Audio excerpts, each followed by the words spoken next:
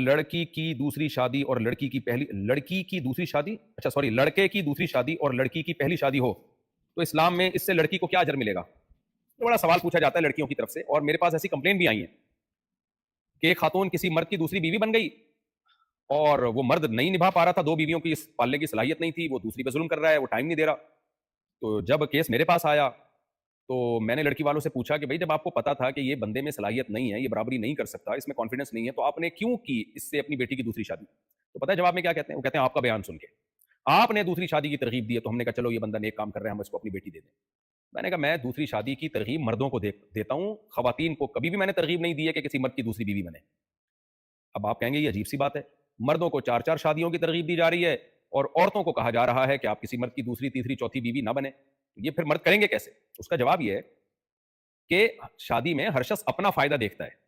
آپ جب اپنی بیٹی کسی کو دیتے ہیں تو اپنے فائدے کے لیے دیتے ہیں، اس کے فائدے کے لیے نہیں دیتے۔ اب ایک آدمی اگر 4 شادیاں کرنا چاہ رہا ہے، وہ اپنے فائدے کے لیے کر رہا ہے، تو وہ بھیجے، سب جگہ پیغام بھیجے، وہ کوشش کرے کنواری سے کرے، خوبصورت سے کرے، لیکن ملے گی نہیں اس کو، اس لیے کہ کوئی کنواری اس سے کرے گی کیوں؟ وہ کہے گی مجھے کنوارا مل جائے گا تو میں کیوں کسی کی دوسری بیوی بنوں، میں شیئرنگ پہ شوہر کیوں لوں؟ میں پورا اپنا 100% جو شوہر ہے وہ میرا ہی ہونا چاہیے نا۔ تو اس کی خواہش یہی ہے۔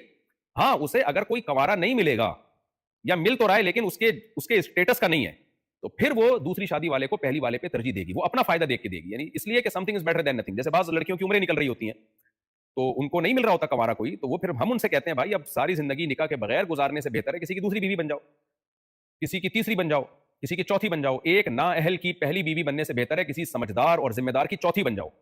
تو یہ مجبوری میں ہے عورت کے لیے، ورنہ نارملی عورت کو چاہیے وہ اس شوہر کو ترجیح دے جس کے نکاح میں کوئی بیوی پہلے سے موجود نہ ہو، اس کو ترجیح دیں آپ۔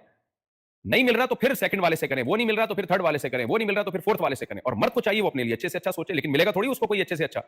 بھائی آپ کی جب ایک شادی ہو گئی ہے تو دوسری آپ کو کوئی طلاق یافتہ یا بیوی ملے گی، کماری کیوں کرے گی آپ سے؟ اور اگر کر رہی ہے تو سبحان اللہ آپ کر لیں اس سے۔ تو اس طرح سوسائٹی میں خود بخود جو ہے یہ مسائل ختم ہو جائیں گے اور یہ اچھی ایڈجسٹمنٹ ہو جائے گی، ہر ایک کو اس کے جوڑ کا رشتہ مل جائے گا۔